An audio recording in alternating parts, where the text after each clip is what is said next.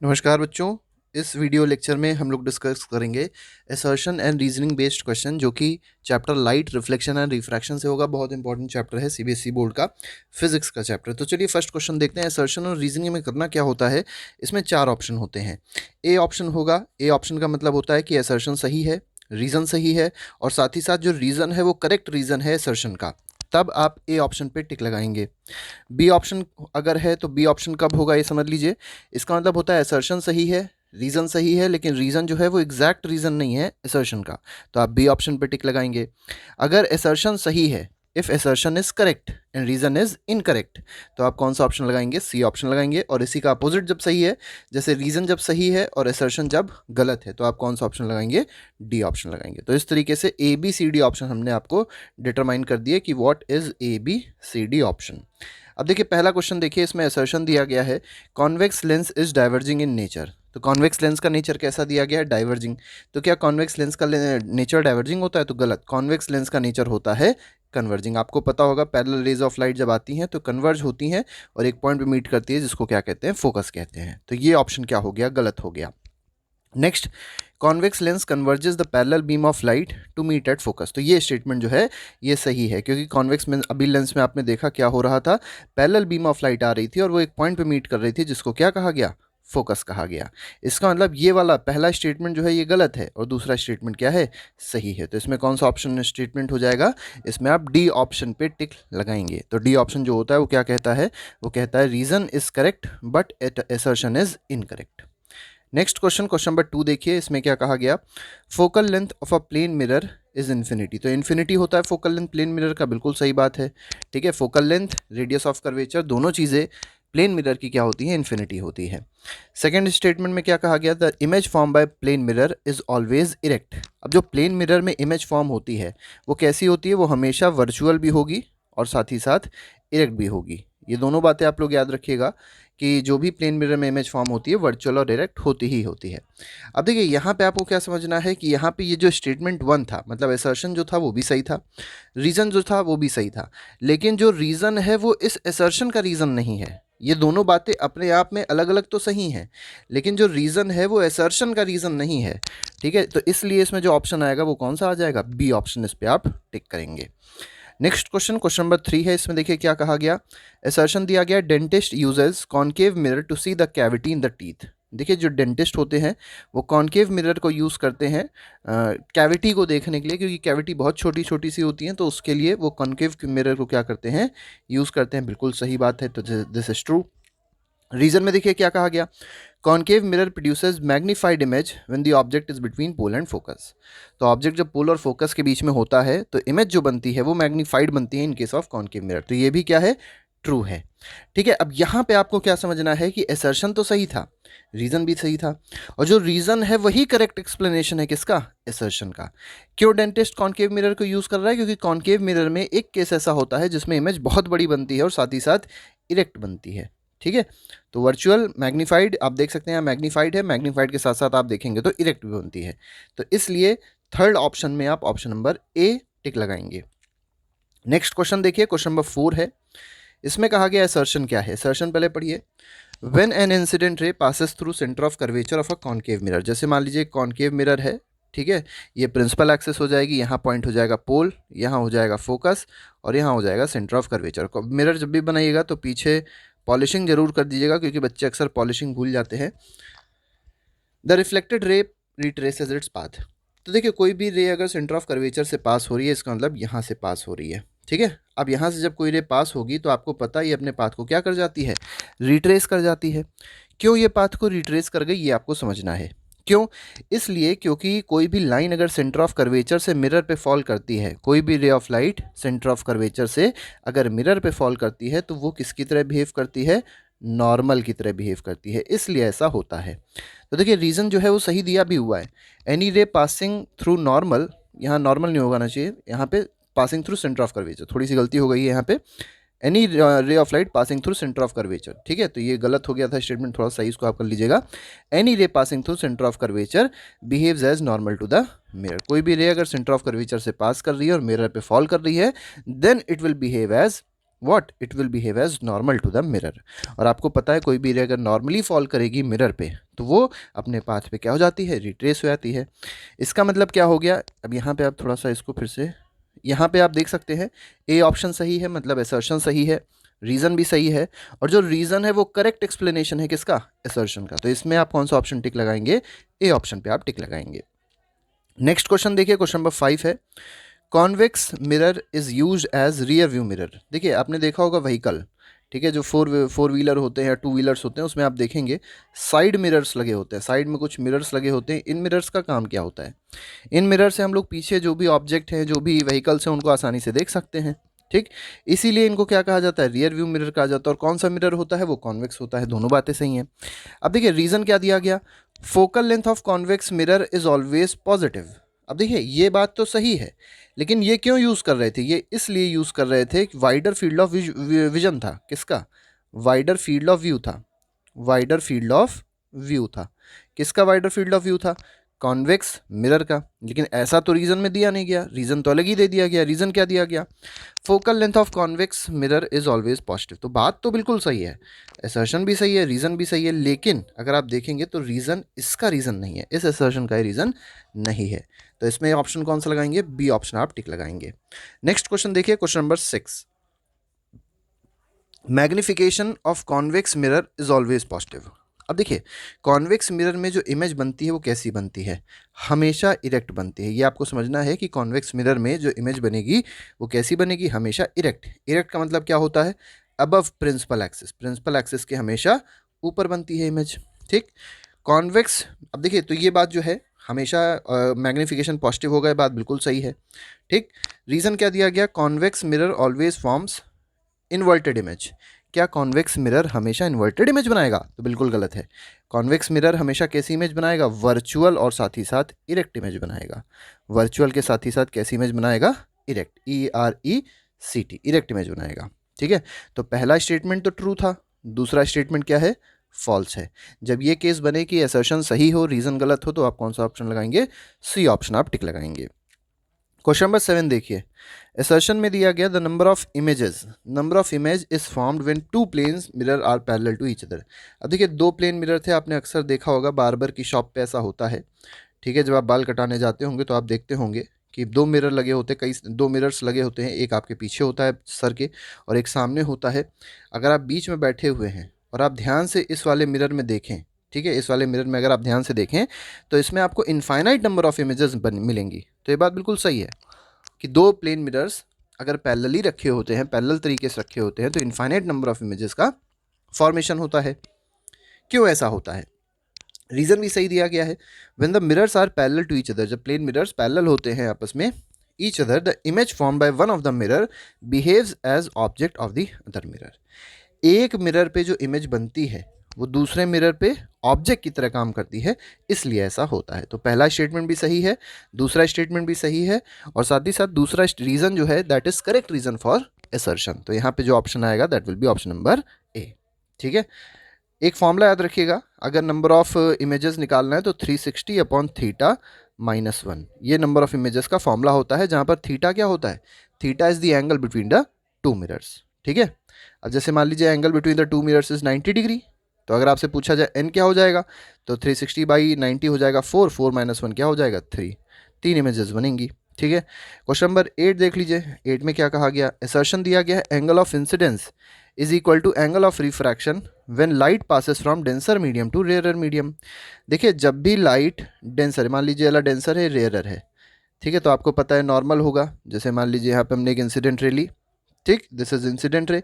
अब रेयरर में जाएगी तो ये और थोड़ी इधर चली आएगी, तो ये हमारा एंगल ऑफ इंसिडेंस हो जाएगा, ये एंगल ऑफ रिफ्रैक्शन हो जाएगा। क्या दोनों इक्वल हो सकते हैं, बिल्कुल गलत, कभी भी इक्वल नहीं हो सकते। तो असर्शन तो गलत हो गया। रीज़न देख लीजिए, when light passes from denser medium to rare medium it bends away from the normal. तो अभी आपने देखा away from the normal bend हो रहा था, इसका मतलब असर्शन गलत है, रीज़न क्या है, करेक्ट है। तो इसमें ऑप्शन कौन सा टिक लगाएंगे, डी ऑप्शन आप टिक लगाएंगे। क्वेश्चन नंबर 9 देखिए, power of lens of focal length 50 centimetre. देखिए फोकल लेंथ कितना दिया गया, 50, फोकल लेंथ दिया गया 50 सेंटीमीटर। आपको पावर निकालना है, ठीक है, इस टू डायोप्टर, भूल गए थोड़ा सा, इस टू डायोप्टर, ये दिया है आपके पास स्टेटमेंट। तो पावर आपको देखना है, पावर क्या हो जाएगा 1/, इसको पहले आप क्या करिए मीटर में कन्वर्ट कर दीजिए, तो 0.5 मीटर, तो 1/0.5 हो जाएगा। कितना हो जाएगा 2 डायोप्टर हो जाएगा। ठीक है, तो ये बात जो है 9th में जो एसर्शन दिया गया बिल्कुल सही है। ठीक, सेकेंड रीजन देखिए क्या दिया गया, power of lens is the reciprocal of focal length in metres. तो पावर जो है वो रेसिप्रोकल है फोकल लेंथ का। आप देख सकते हैं फॉर्मूले में पावर क्या होता है, power is equal to 1/f, where f is in metres. तो इसी वजह से तो 2 डायोप्टर पावर आ रहा है।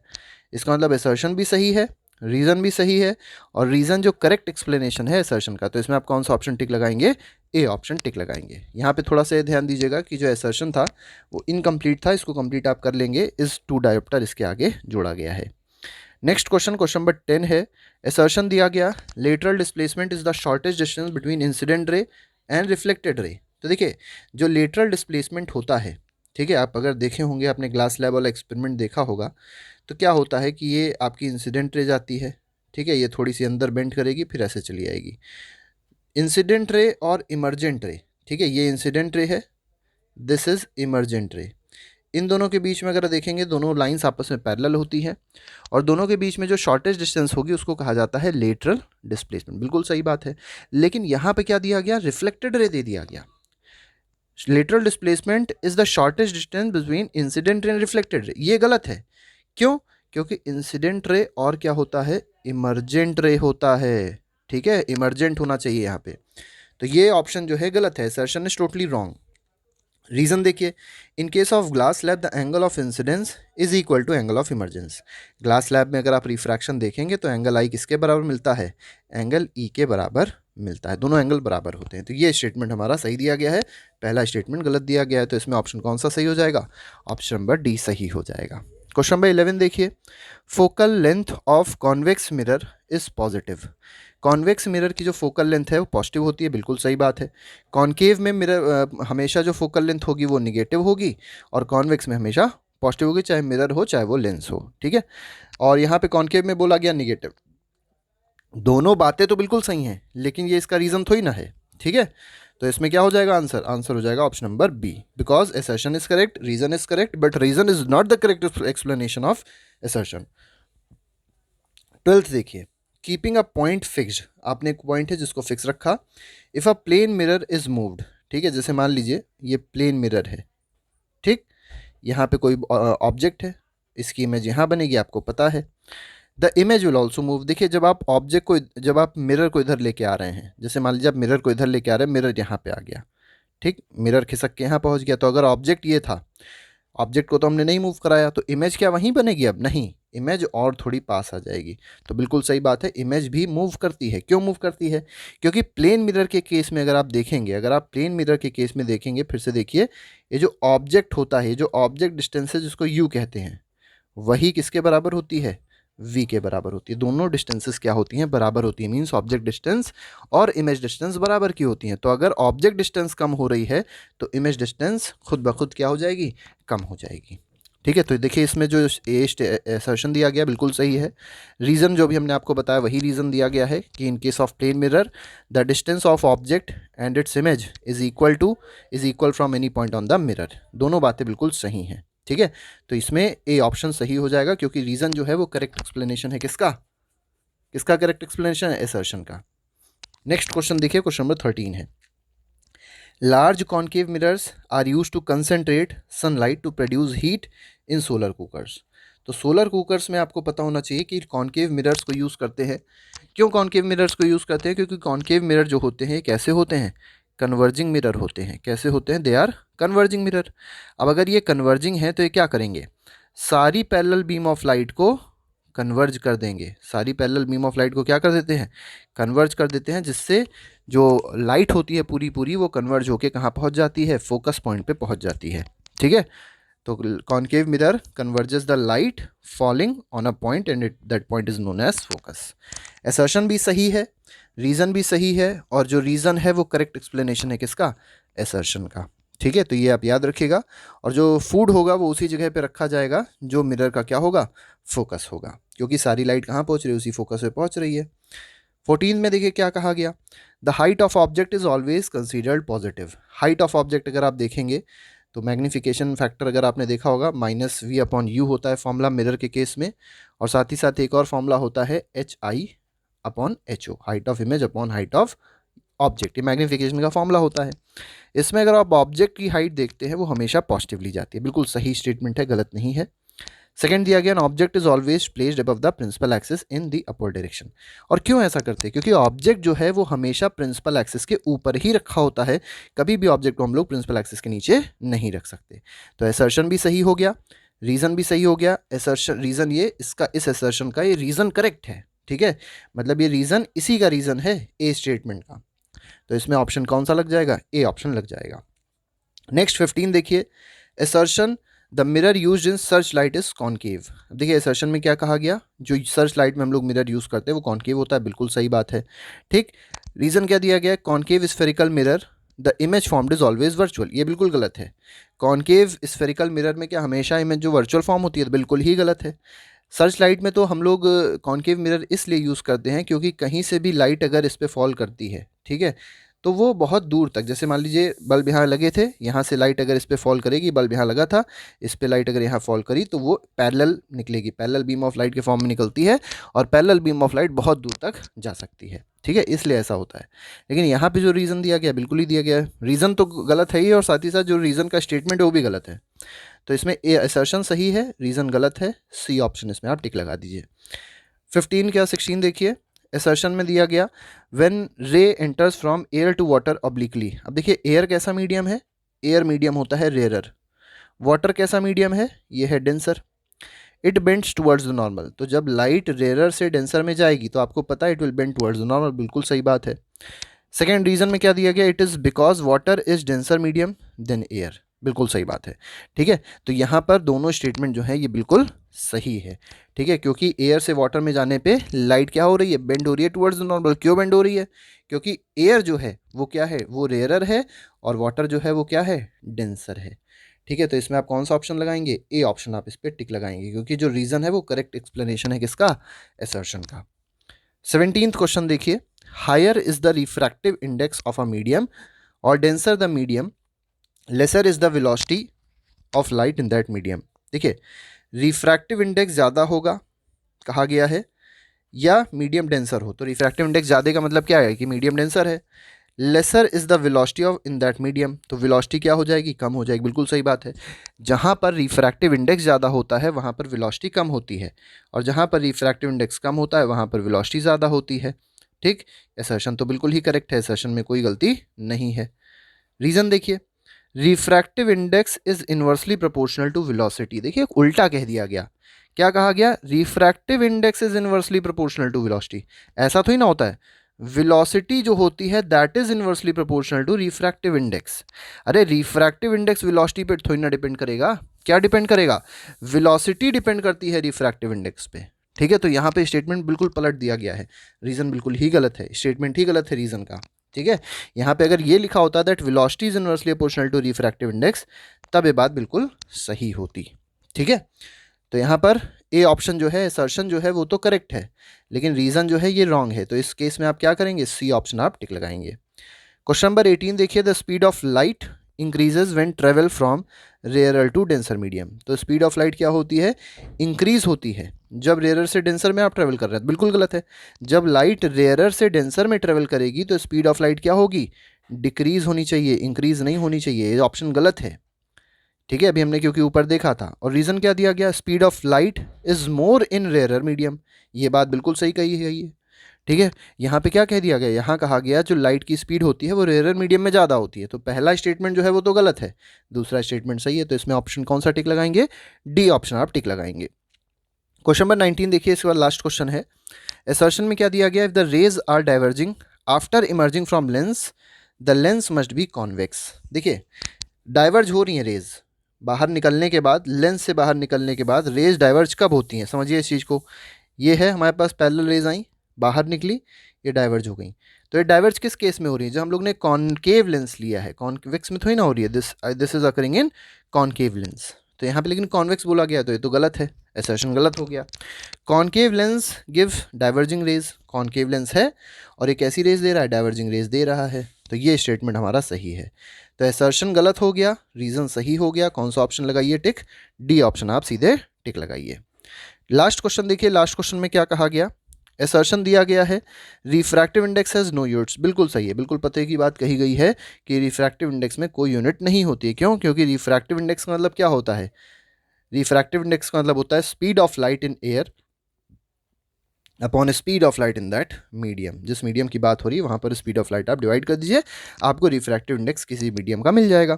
और एयर में स्पीड ऑफ लाइट क्या होती है? 3 × 10⁸ मीटर पर सेकेंड होती है। सारी बातें आपको पता होनी चाहिए। अब जैसे मान लीजिए कोई मीडियम है जहाँ पर स्पीड ऑफ लाइट 2 × 10⁸ मीटर पर सेकेंड है, तो आप क्या कहेंगे? उस जगह का रिफ्रैक्टिव इंडेक्स, उस मीडियम का रिफ्रैक्टिव इंडेक्स क्या हो जाएगा? इसको कट कर दीजिए, आंसर आ जाएगा 1.5। ये मीटर पर सेकेंड, ये मीटर पर सेकेंड कट जाएगा, इसका मतलब कोई भी यूनिट नहीं होती। तो असर्शन तो बिल्कुल सही है। Refractive index is the ratio of two similar quantities, बिल्कुल सही बात है। ठीक है, नो यूनिट, कोई यूनिट नहीं है। क्यों कोई यूनिट नहीं है? क्योंकि रिफ्रैक्टिव इंडेक्स जो होता है वो एक रेशियो होता है दो सिमिलर क्वांटिटीज का। दो सिमिलर क्वांटिटीज में वेवलेंथ भी हो सकता है, दो सिमिलर क्वांटिटीज में वेलोसिटी भी हो सकती है, इसलिए यहाँ पर ये ऑप्शन दोनों सही हैं। असर्शन भी सही हो गया, रीजन भी सही हो गया। जो रीजन है वो करेक्ट एक्सप्लेनेशन है किसका? असर्शन का। इसलिए इसमें आप जो ऑप्शन टिक लगाएंगे that will be option number A. ठीक है, तो ये जो क्वेश्चंस थे ये ऐसे क्वेश्चंस थे जो जरूर आपके एग्जाम्स में पूछे जाएंगे। और अगर आपने इतने क्वेश्चंस कर लिए असर्शन एंड रीजनिंग बेस्ड, ये 20 क्वेश्चंस अगर आपने सॉल्व कर लिए हैं, अच्छे समझ लिए हैं, तो आपका लाइट चैप्टर से कोई भी क्वेश्चन असर्शन और रीजनिंग का गलत नहीं होने वाला है।